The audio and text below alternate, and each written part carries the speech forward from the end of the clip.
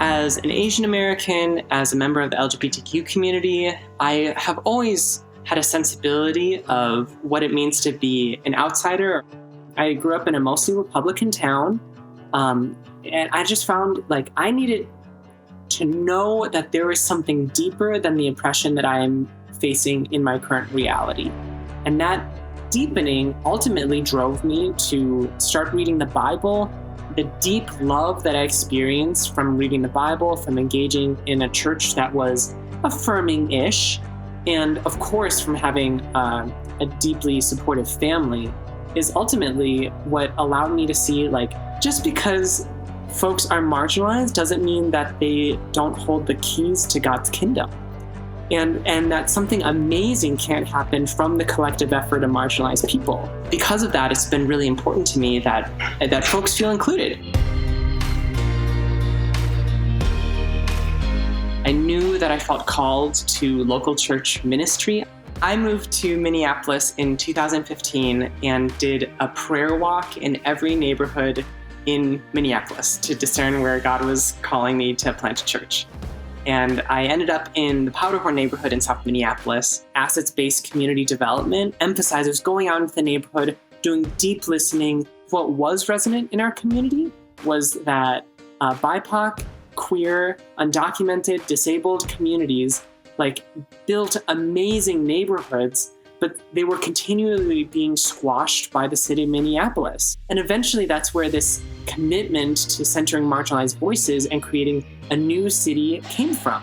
All right. Good morning, everyone. Welcome to New City Church.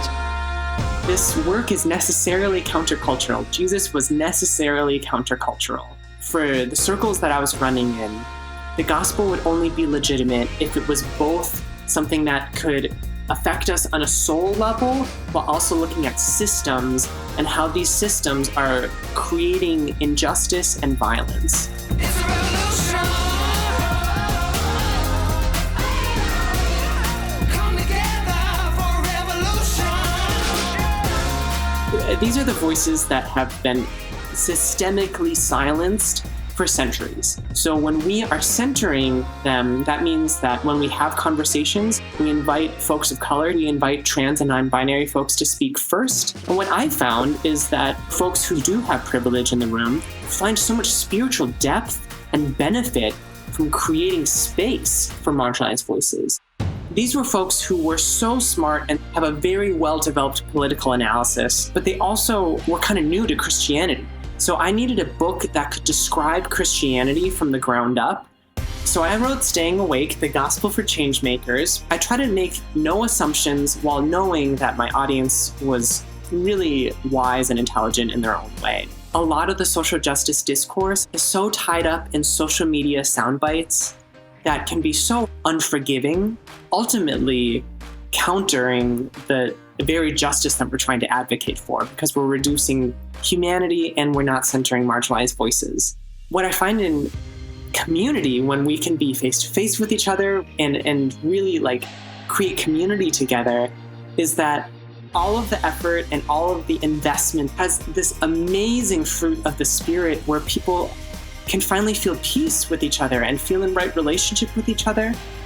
I have folks saying this is the first church that we see centering marginalized voices in a way that creates power in the base of BIPOC people. As someone who is so committed to this craft of starting ministries, I read well over 100 books on church planting. There aren't a lot of materials that have kind of an intersectional power analysis. That's just a fancy way of saying that every person occupies multiple identities. People bring their full selves when they step into a church.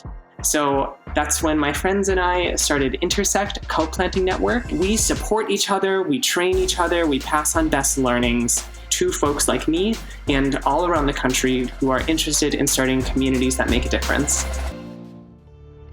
My whole leadership and all of New City Church rests on one foundation, and that is the experience that God is real. New City Church is within walking distance of where the racist murder of George Floyd occurred. So all of the community-based efforts, all of the mobilization was deeply entrenched with New City Church's work. And that shaped my ministry imagination permanently. We had artists creating murals on the boarded up storefronts. We had people translating directions so that their Spanish neighbors knew what news we were getting. We had people truly looking out for each other. And my favorite part of New City's response to the George Floyd uprisings is that it was not pastorally led. It was the people of the church rising and showing up for their neighbors and living out their faith in real and tactile ways. And that ultimately is my goal as a church planter, not to create a fiefdom where people depend on me, but to create this kind of robust ecosystem where people can look out for each other in the name of the Holy Spirit. I'm moved and humbled by this award because it just reminds me of how many shoulders I am standing on to even have been able to get here. How many people have worked and gave their whole lives so that generations after this, generations and generations after this, we will be able to offer the love of Christ, all people, in a very liberating way.